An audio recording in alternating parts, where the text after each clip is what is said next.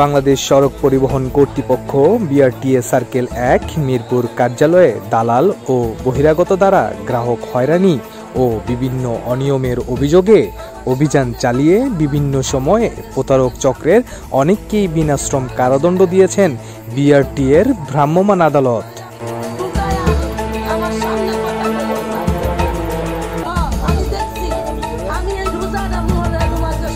এখন অনেকটাই দালাল শূন্য রূপে দেখা যায় মিরপুর বিআরটিএর কার্যক্রম, যার সার্থকতার মূল নায়ক বর্তমান বিআরটিএর নতুন চেয়ারম্যান মোহাম্মদ ইয়াসিন। জানা যায়, আওয়ামী ফ্যাসিবাদ সরকার ক্ষমতা থেকে চলে যাবার পর বিভিন্ন সময়ে নির্বাহী ম্যাজিস্ট্রেটের যৌথ অভিযানে মিরপুর বিআরটিএর পরিচালক ও ডিডি এদের সহযোগিতায় দালালদের ধরার অভিযান করে আসছিল তারা।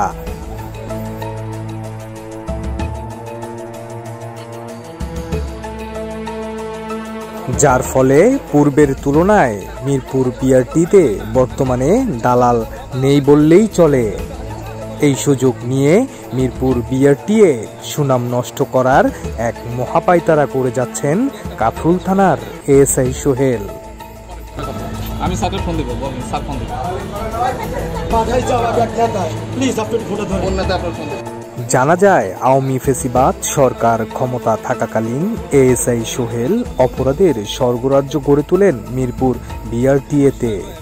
তাছাড়া কাফরুল থানার এএসআই সোহেল ছাত্র আন্দোলনে স্বৈরাচারী সরকারের পক্ষ নিয়ে বৈষম্য ছাত্রদের উপর হামলার তথ্যও পাওয়া যায়।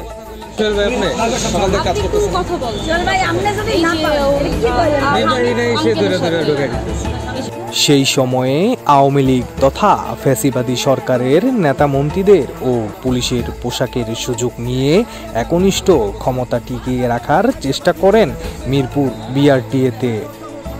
বিভিন্ন সময় বিআরটিএ অফিস সহকারী ও দালালদের খবর প্রকাশ হলেও এই সোহেল ছিল ধরাছোঁয়ার বাহিরে। ছেলে তো এইভাবে তো হয় না।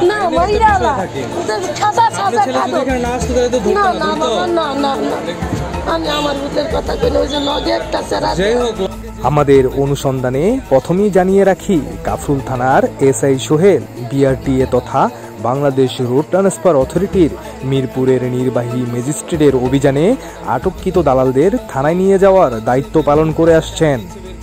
যার ফলে মিরপুর বিআরটিএ সকলের পরিচিত মুখ হিসাবে চিহ্নিত এসআই সোহেল।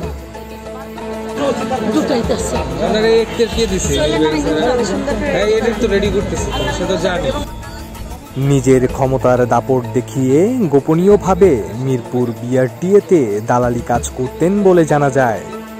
5ই আগস্ট স্বৈরাচারী সরকারের ক্ষমতা চলে যাবার পর থেকে বিভিন্ন সময়ে কাফরুল থানার এএসআই সোহেলের বিরুদ্ধে মুখ খুলছেন এখন সাধারণ জনগণ।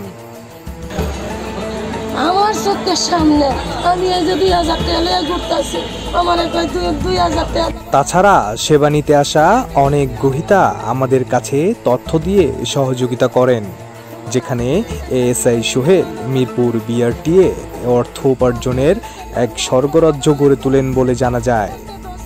আইনি পোশাকের ক্ষমতার দাপটে বিআরটিএর দালালির পেশা শুরু করে। আস্তে আস্তে দুর্নীতির শীর্ষ পর্যায়ে পৌঁছে যায় এএসআই সোহেল।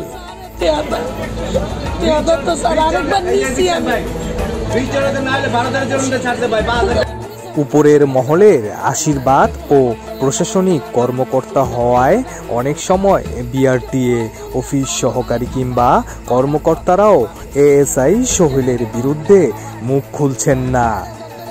তাছাড়া আরও জানা যায়, ফ্যাসিবাদী সরকার পতনের পর সোহেলের বদলি অর্ডার হলেও উপরের মহলের আশীর্বাদে এখনো কাফরুল থানায় বহাল রয়েছেন এএসআই সোহেল।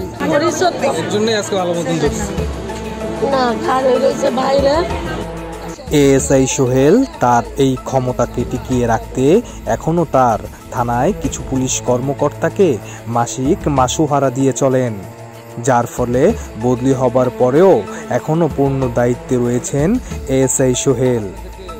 এএসআই নিজের অস্তিত্বকে ধরে রাখতে নির্বাহী ম্যাজিস্ট্রেটের উপস্থিত ছাড়াই আশেপাশের লোকজন ধরে বিআরটি এর হাজতখানায় ঢুকিয়ে রাখেন। পরবর্তীতে লোক বুঝে মোটা অঙ্কের টাকার বিনিময়ে তাদেরকে ছেড়ে দিতেন, যার প্রমাণ রয়েছে সাংবাদিকদের হাতে।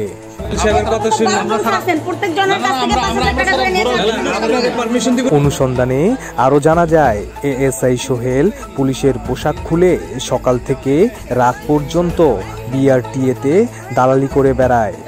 তাতে করে তার দালালি করার সুযোগ দিন দিন বেড়ে যাচ্ছে। সাধারণ জনগণের মধ্যে এমন একটি কথা ঘুরে বেড়ায়, আইন শৃঙ্খলা বাহিনী যেখানে দালাল মুক্ত করবে সেখানে সেই দালালি করে। তাহলে পুলিশের প্রতি জনগণের কতটুকু শ্রদ্ধা থাকবে তা প্রশ্ন থেকেই যায়।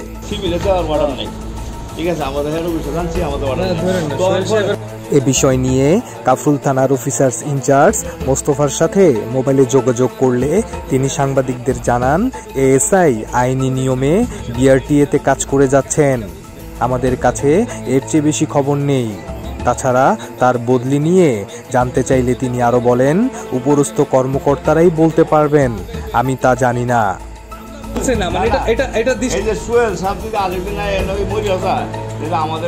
বাংলাদেশ সড়ক পরিবহন কর্তৃপক্ষ বিআরটিএ হেড অফিসের প্রশাসন শাখার প্রধান জনাব কামরুল ইসলামের সাথে মোবাইল ফোনে যোগাযোগ করলে তিনি সাংবাদিকদের জানান, সঠিক প্রমাণ থাকলে নিশ্চয়ই আমাদের চেয়ারম্যান মহোদয় বিষয়টি নজরে নেবেন।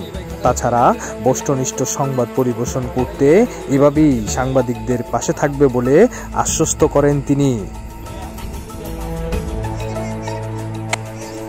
মাহমুদুল হাসান, ভোরের সময়, ঢাকা।